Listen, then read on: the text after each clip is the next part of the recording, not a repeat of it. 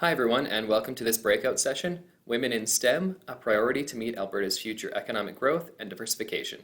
My name is Ben Young, and I'm a board member of the EDA, and I would like to thank the County of Grande Prairie for sponsoring the session today.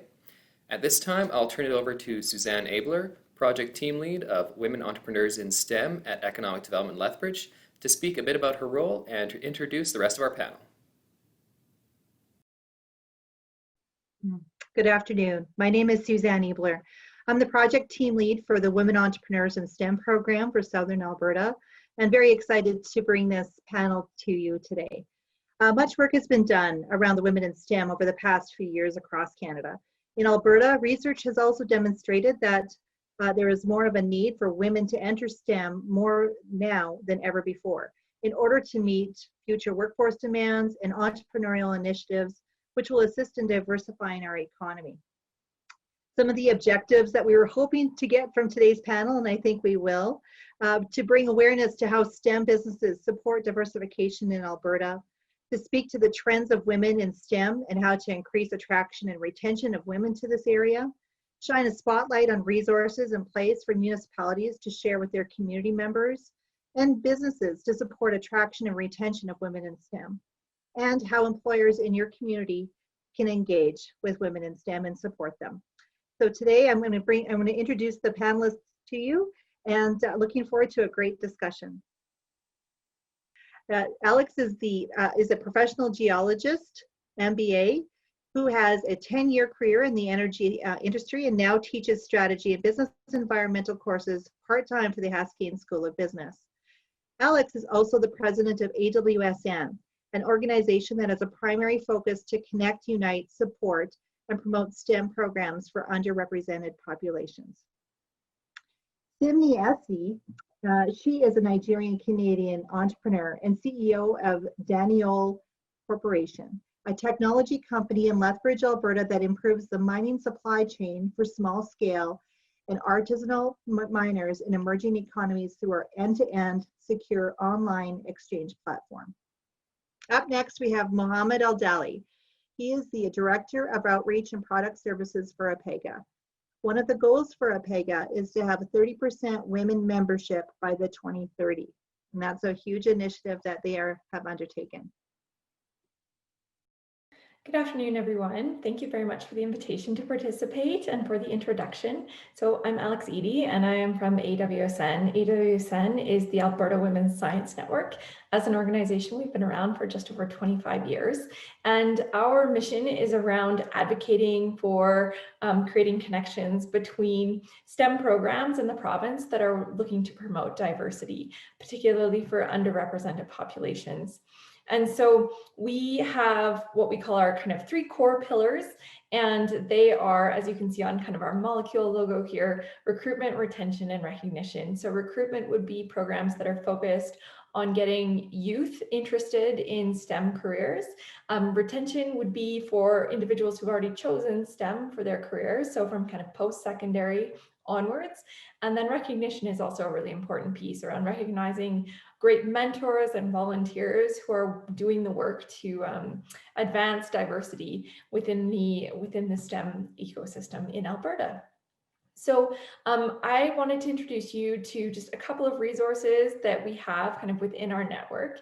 And so this one is called the Work Re-Engagement Program. So this was initiated in 2015 when AWSN had a Status of Women Canada grant. And this program particularly was concentrated on supporting female STEM professionals who had more than a 2-year career gap. And so this is kind of, longer than a maternity leave. They've been out of the workforce and are looking to re-engage. And so the other piece of this program, of course, was working with STEM companies in Alberta who are looking to enhance their equity, diversity, and inclusion policies by working with this often overlooked demographic. So 2 products that came out of the Status of Women Canada grant were these documents, which you can find on our website, and I've got the website at the end of my slide deck here.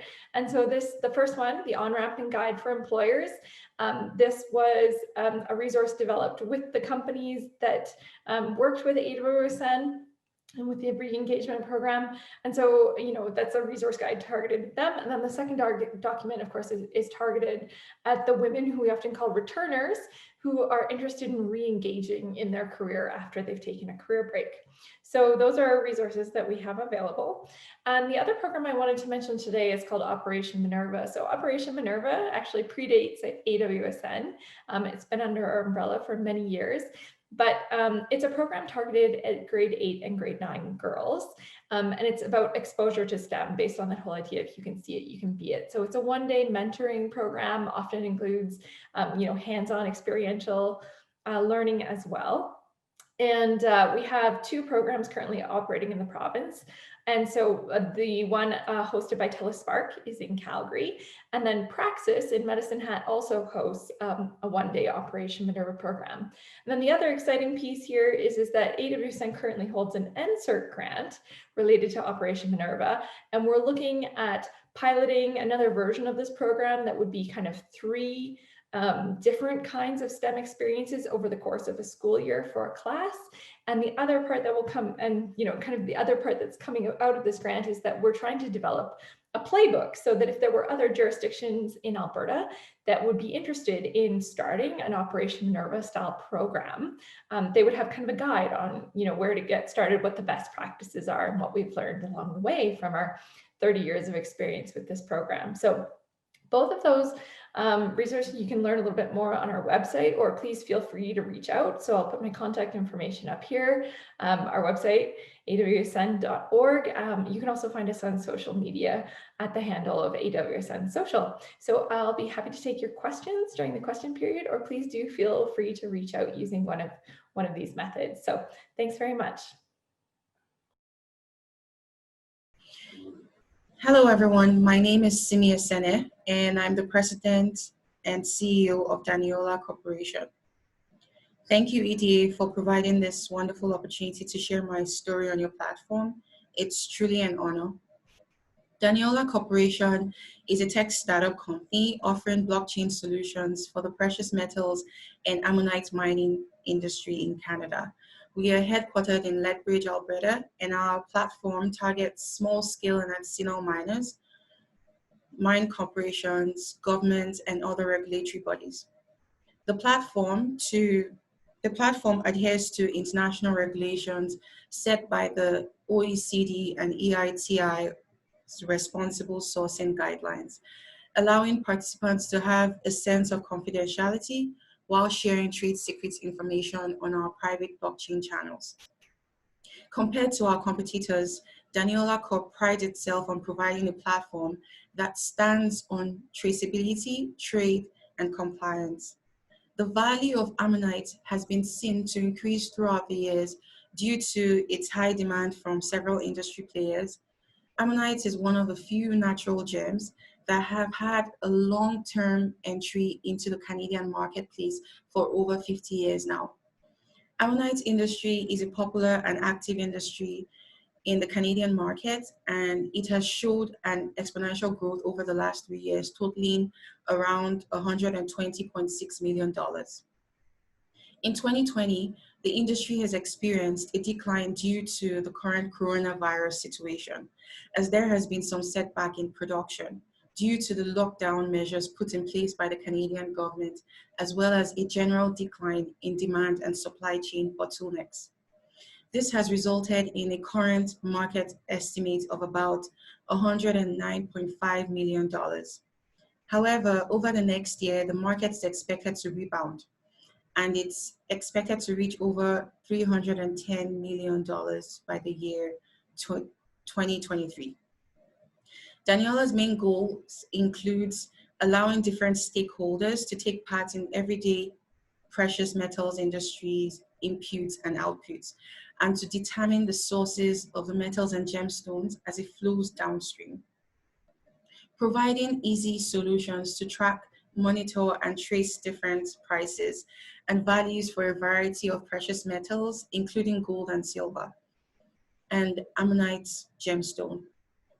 Adhering to international policies and guidelines of data safety and information sharing principles, participating and driving the democratic discourse on the most relevant and urgent issues impacting the health and security of mining assets in the identification, licensing, mining, transportation, and usage of Canada's large potential for precious metals and gemstones. And we are acting as the most credible voice and information platform for the gold, silver, and ammonite mining industry in Canada. We have had the opportunity to establish strategic partnerships over the last year with some great institutions and organizations. One of them is the Applied Research and Innovation Services of Southern Alberta Institute of Technology. We are also planning to collaborate and partner with Daniola Cooperative Ghana, a proposed blockchain mining solutions based in Ghana to significantly reduce the need for trust in precious metals transactions and double down on the effect of black market trading in frontier economies and the adoption of Industry 4.0. Other partnerships are Ammonite.com, an ammonite-based laboratory in Alberta, and Canadian Land Access Systems. Some resources that have been very helpful are incubators and accelerators in the province. Tech Connect Hub, which we are part of, is a leading business incubator in Lethbridge, and they provide advisory and educational resources for both early stage and growth phase entrepreneurs. Also, the universities and colleges are excellent resources. They provide access to research and development labs to help entrepreneurs like me in developing our prototype. The institutions also have access to grants as well as students that you can hire for internships. Alberta Innovates and the National Research Council are also very great organizations that teach that tech entrepreneurs can take advantage of at different stages of business growth. They are both currently assisting us with creating strategic alliances with other technical players in the industry we can collaborate with. In conclusion, I want to take this opportunity to invite everyone, especially women, who have spent the last year planning to start a business, to stop planning and start acting. There is no perfect plan that can be better than taking the leap of faith. Believe in yourself and make the move. For me, the key ingredients to winning in STEM are tenacity, focus, resilience, determination, and passion. I do what I do today for a lot of reasons, but most importantly, for underrepresented and underestimated founders like me out there. So regardless of age or race, you can always achieve your dreams. Thank you. Hello, everyone. My name is Mohammed Eldali. I'm Director Outreach and Product Services with APEGA, the Association of Professional Engineers and Geoscientists of Alberta. Today, I'll be talking to you about APEGA's initiatives in the equity, diversity, and inclusion space, as well as our 30 by 30 goal. So I'll give an overview of the history of 30 by 30. What's 30 by 30? When did it start? And how far have we gone through it? I'll talk about APEGA's recent federal grant, Status of Women Canada, or as currently known, Women and Gender Equality Grant. And finally, I'll close by talking about the general efforts of APEGA in the EDI space. So the 30 by 30. In 2010, APEGA looked into the membership numbers, and we recognized that there is very low number of female professionals in the profession. So we embarked on putting an audacious goal to increase diversity and inclusion in the profession. And this goal was called then 30 by 30, or in other words, we strive to achieve or have 30% female professionals by the year 2030. In 2011, Engineers Canada adopted this goal and took it to the national level. And as we speak today, pretty much all constituent associations, all other regulators in the provinces and territories, as well as post-secondary institutions and other corporate and public organizations have adopted this goal. We work collaboratively, meet frequently, and share expertise, knowledge, best practices to try and push this goal forward. In 2015, APEGA released its first document that supports this goal, and we called it the Managing Transitions document. One of the challenges we've heard from female in the profession is managing parental leave has been challenging. So we released this document to talk about how professionals can manage their leave prior to going on the leave, during and after. What needs to be done, checklists, everything that you need to consider, in the hopes that it alleviates some of that stress and anxiety around this leave and help professionals prepare better, and HR departments as well. The document has been also adopted by Engineers Canada, and you can find it available on our website and on Engineers Canada website. In 2017, we established the Women in APEGA Advisory Group. So it's a group of professional members from the public, private, and post-secondary institutions, as well as experts in the EDI space, to advise APEGA on how to advance forward and achieve our 30 by 30 goal. One of the first outcomes of the committee was a diversity and inclusion statement that's listed on APEGA's website along our mission and vision, as well as APEGA's 30 by 30 strategic plan that I'll share with you momentarily here. As part of our wage grant that I'll talk about more in details, we also conducted a historic pay analysis, reanalyzing our salary survey data for 5 years from a gender lens, and partnered with a number of companies to pilot some EDI projects and see the outcomes of these projects.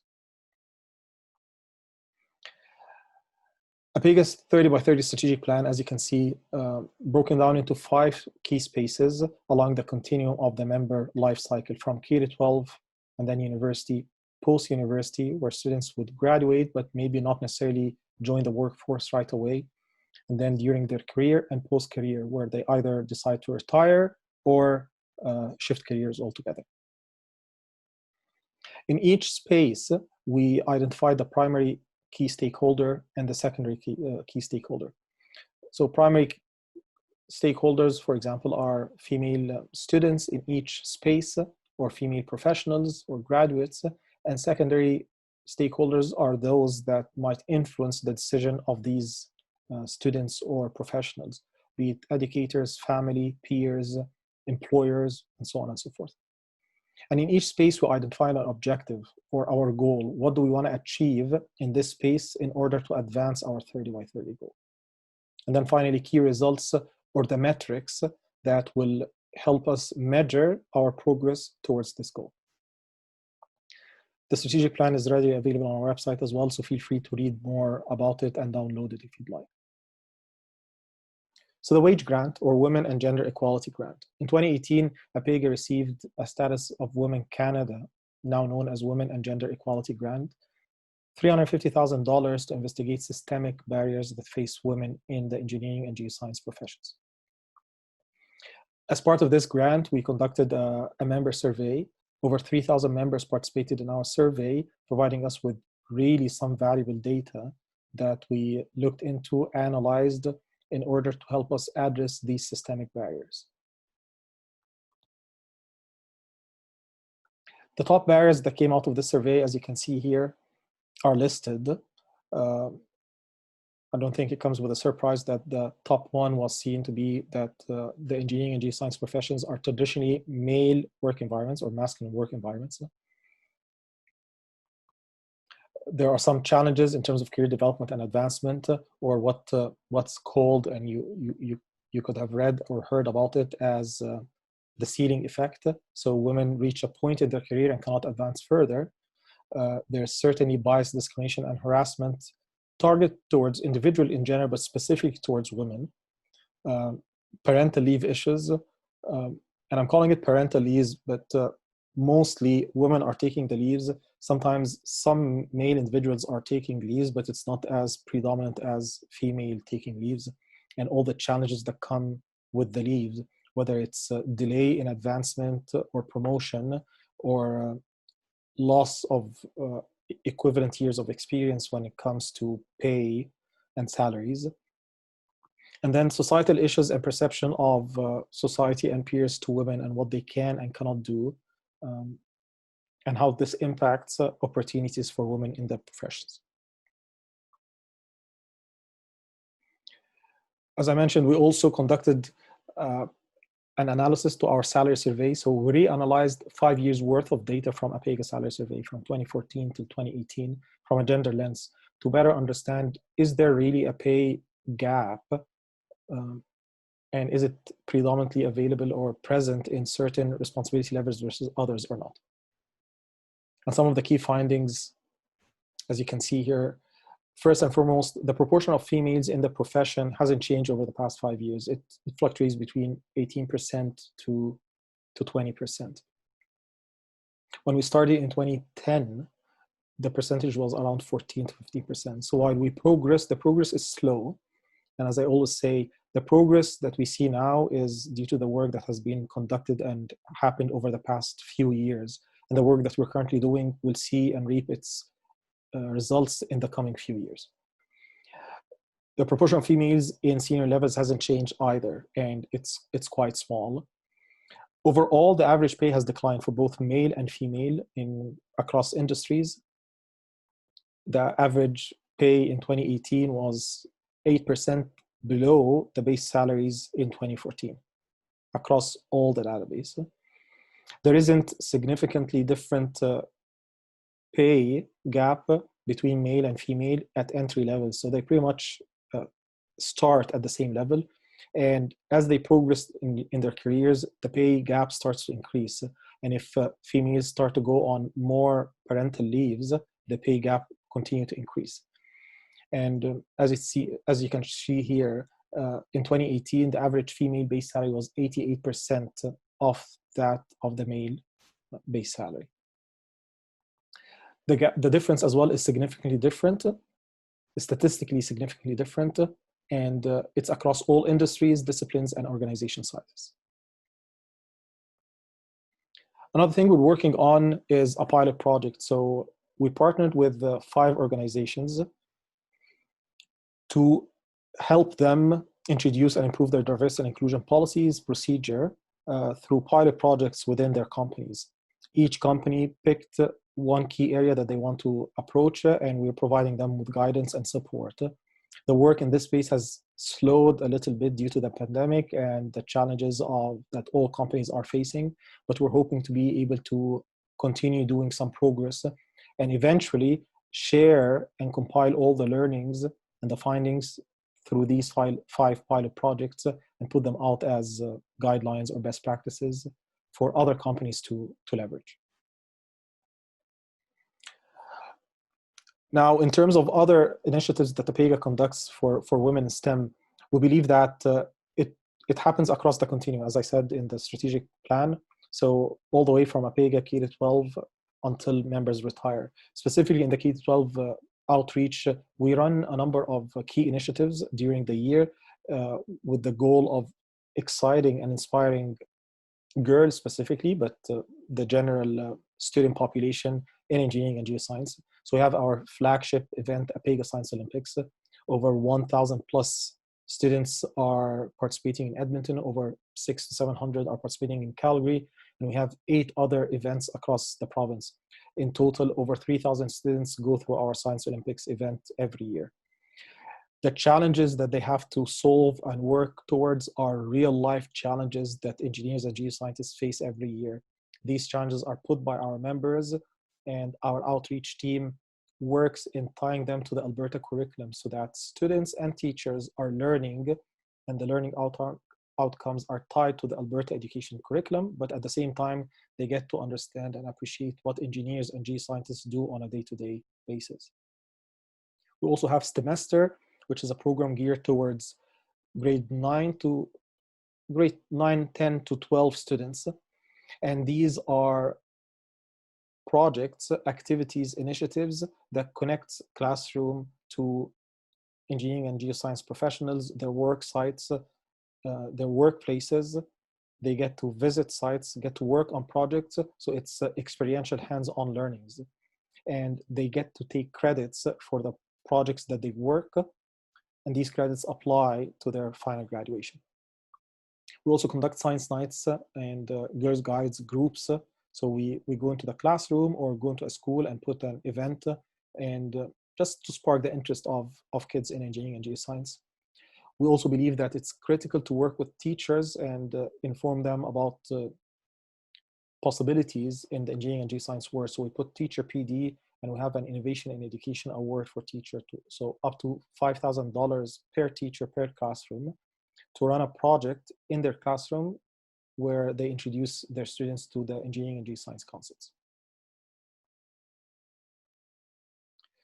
Overall, what we're doing in the K-12 space is key to understand that we need to start early, because the older students get, the peer pressure starts to come in play, societal perceptions come in play, and it gets harder and harder to allow these students to be exposed to engineering and geoscience or STEM fields in general, and understand and appreciate what's in it for them and that they can be successful in these fields. We also try to make sure that the language we use is inclusive, and the language of build, connect, put together might not always attract women and girls to these areas. So we want to always show how engineering and geoscience and STEM fields can solve problems and help the community and the greater good. We constantly work and collaborate with other organizations as well to create multiple touch points, because we believe that it's not one event that will make the difference. It's repeated events and repeated touch points. We're very conscious in the volunteers we select and the people we put in front of the students. So we're always aware of making sure that the volunteer base that's in front of these students in our events is as much as possible 50% female professionals and 50% male professionals, in order to support and help students see themselves in these role models.